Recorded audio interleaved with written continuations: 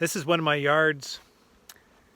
Every time I come into it, I think to myself, this yard fits my narrative exactly. So it's in pretty much the middle of a lot of open field here. Further to that side I have ravine, and further to that side I have ravine and such, pastures mixed all throughout the countryside. But this spot, this yard, it's kind of located on the corner of an intersection, and it's a wet spot. Kind of like a little lull. Just makes an absolutely beautiful yard. It's kind of in that little lull, so the wind kind of goes over top and doesn't really blow down into it. We just experienced a tremendous wind these last couple days, and if you notice, all the lids are on except for this one, which I got to put it back on. This must have been a yard we forgot to check yesterday. So that lid's back on. But what I really like about this yard is just the natural growth that's being fostered within this little wet spot. Like this little wet spot's on the edge of a field, kind of a little bit of a waterway. So the farmer hasn't been able to actually effectively farm this little spot. He's making great use of the land around it for his fields, but this here has just kind of been left because he can't physically farm this. He'll come in and he'll pasture this later in the fall, but for the most part it's just kind of left to nature, just left to stand as it is, which makes a nice little windbreak for my hives. But more importantly, if you look through here, I can't count how many species of trees are within this little bluff, and every single one of these trees bloomed at a separate time throughout the spring, providing pollen and nectar for my bees, especially that important pollen.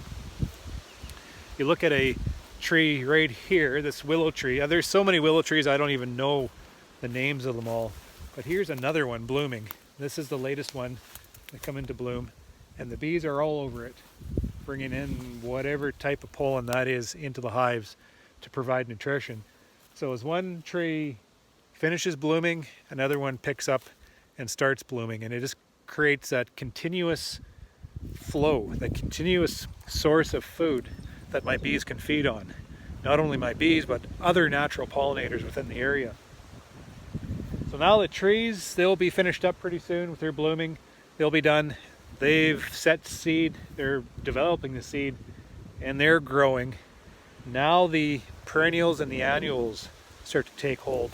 And I'm looking down into this, and there's countless different species of plants within this little spot.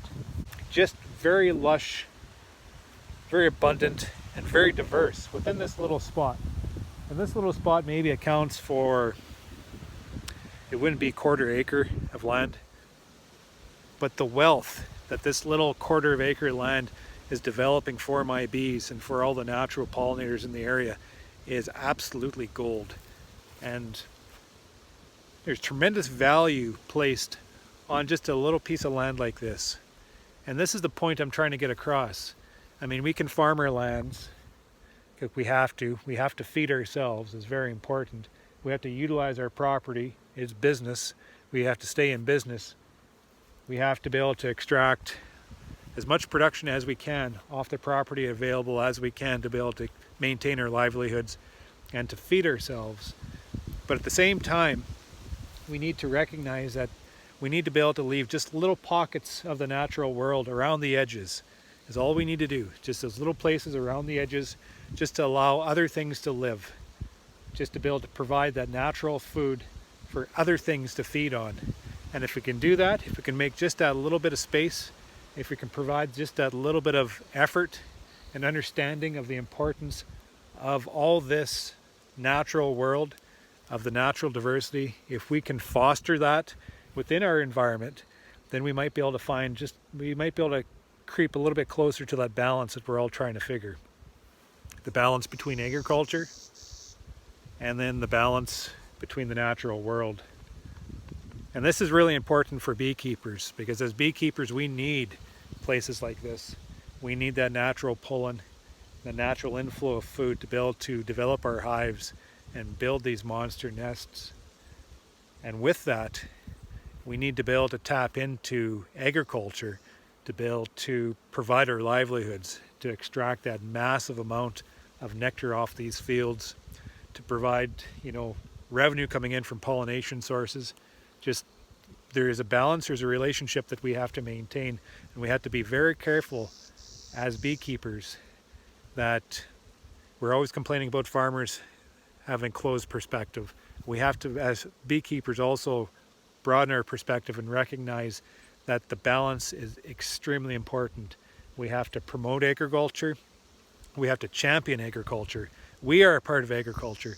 At the same time, we have to nurture the natural world. And as beekeepers, I think it's our responsibility to promote this, to provide, maybe we are that link where we can fill in the gap between environmentalists, the natural world, and agriculture and development, because we have our foot in both doors. It's about that time of year now where I'm starting to think about summer flow. I'm just seeing hints of the main flow about to come upon us. I'm seeing alfalfas just close to coming into bloom. I'm seeing clovers just coming into flower. The early canola is starting to bolt. So we are close. We're anticipating the honey flow to start within the next couple of weeks. So I'm considering maybe getting a jump on things and kind of whipping the operation back onto its typical timeline and start shaking these queens down into that bottom box. Because now is time, I do believe. As soon as this flow starts, it's going to hit like that, and we just got to make sure that we're not stuck in our heels, and we just want to make sure that we have enough space as that flow starts to come in. These colonies look terrific, and because of that we have to, be one step ahead of them if we can at all times, to be able to promote that continual growth and bring in all that nectar without trying to fight it as it's first starting to come in. So to do that, it helps just to try to be one step ahead of things. But we can't be too early, because we want the queen to feel like she has as much space as she wants during this time, because right now still is within that critical period of swarming. We're close to, I don't even know what date it is anymore. I'll have to check. But we're getting close to the summer solstice. And that summer solstice seems to be that magical point in time where the bees kind of switch gears. They get over that hump. The longest day is about to hit us here. And once we're over that hump, the bees tend to, there's more natural forage out in the fields for one thing to bring in, and maybe a few things are happening which kind of changes their mindset and what they're trying to achieve. So instead of putting a focus on swarming and reproduction, they put more towards hoarding and winter preparation. Well, not winter preparation, but gathering the massive bounty within the area to be used as winter preparation. So I'm looking into my boxes, and what I want to see is I want to see the bees, the well-established brood nest in the bottom, and I want her working up into the top. I don't want a box of bees up top, that's too strong. Those will likely swarm on me. But I don't want an empty box up top either. Right about now, I want them in that top box. I want them busy up top. So I just, crack the lids. And here is a box of bees up top. So this is obvious, like wall-to-wall bees up top. That one's too strong. So what we'll do is, if we start shaking the bees down next week, probably starting on Monday, starting to push the queen down the bottom box and insert excluders. What we'll do is I'll work ahead of the crew, and I'll just recognize these colonies. They're a little bit too big. Take a peek, maybe take a frame, maybe 2 frames of brood from these guys, just to take them down a bit, take off that edge, and work through. Those guys are a little bit big too.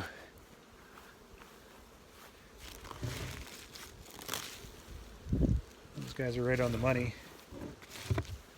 and we'll work through. And yeah, so here's a colony that's a little bit shy up top.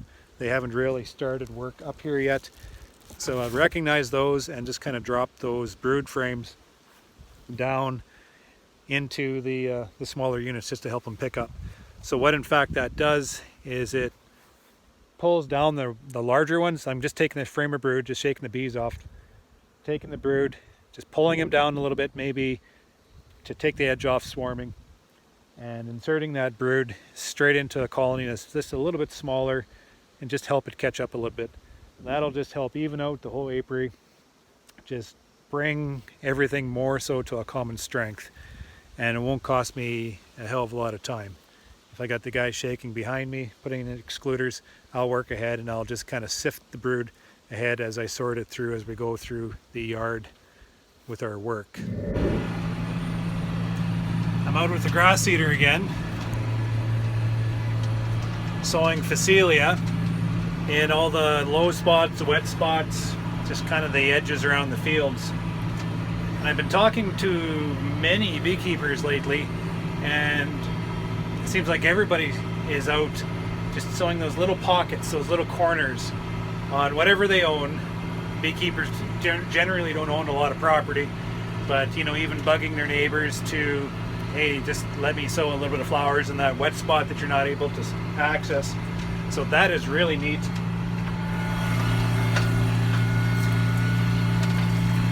And that's what it's all about, just making that effort, just growing more flowers, and just, you know, providing more food for the bees all around. I'm in the middle of one of our oat fields, and I'm just traveling to a wet spot in the center, and that is where I'm going to grow this Phacelia. I'm out of sunflowers, I'm out of canola. You'd wonder we grow 50,000 bushels of it and I can't find any canola kicking around in the corners. So now I'm just left down to the half a bag of Phacelia, and I got this little bit here to sow, and then another few corners I want to, you know, dig up and get some flowers growing on them. So right now the farm is on a little bit of easy street, like idling a little bit. It's too bloody windy to do any spraying. The grain farm is pretty much caught up except for that spraying. The cattle farm is caught up. The bee farm carries out checking queen cells for acceptance, and I have the rest of my crew just doing maintenance work. So the whole farm generally is, you know, just kind of idling, and we're just, in a sense, keeping them busy with maintenance work, which is nice. It keeps the crew busy. It also helps improve facility just by focusing on maintenance. It also helps get us away from our hired guys. I just think like that most of the time during the day I'm quite overwhelming, so I think it's really important to be able to get away from my crew so they can get away from me for a little while. So that's really important, and that's what I'm basically doing here, wasting my time growing these flowers, just finding another thing to do to get away, do something productive, do something completely different than what I'm typically doing, and something that possibly is beneficial to my overall outcome.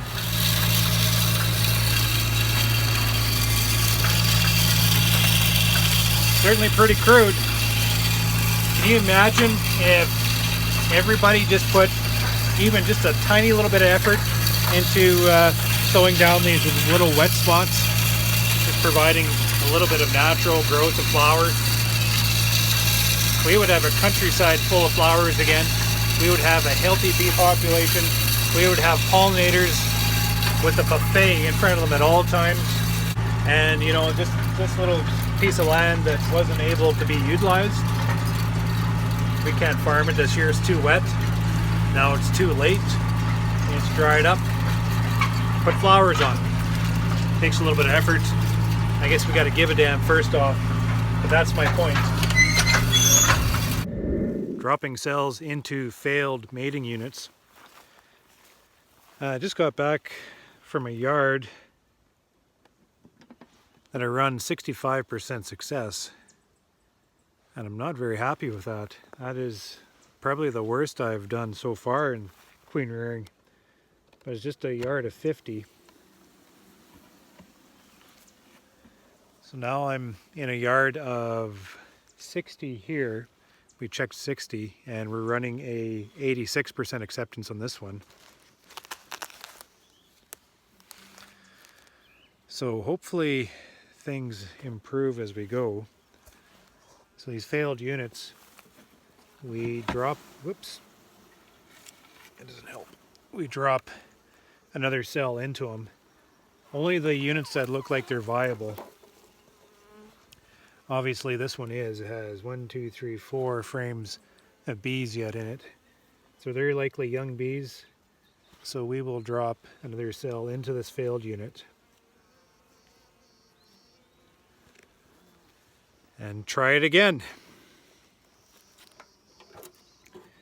This is why we are making backup cells just to salvage failed units like this. Why did they fail? Who the hell knows? You know, something happened. It's quite frustrating, especially because I've been selling cells to a whole bunch of beekeepers in Manitoba here, and not just little bits, like hundreds at a time, and guys are starting to check. And I had an email this morning from one beekeeper. He said the first 100 he went through, a 97% acceptance. He's very happy with that. And I just got another email after I finished that terrible yard. Driving up here, he shot me an email and he went through his first 100 too that he picked up for me. And he also got 97%. So I'm not sure if the bee gods are just toying with me and trying to play with my spirits a little bit, but I want 97%. Not sure why we're not getting it. So we started with, 80, then 82%, and then 65%, and this one's, 86% or something like that. So I think at this point I'm going to be happy just to be at that 80% success mark, and just kind of prop up these failed units with another cell and just give it another shot, and maybe after that bring that success rate up to hopefully 97%. So I have 97% of my nukes coming back out of the mating yard into my operation.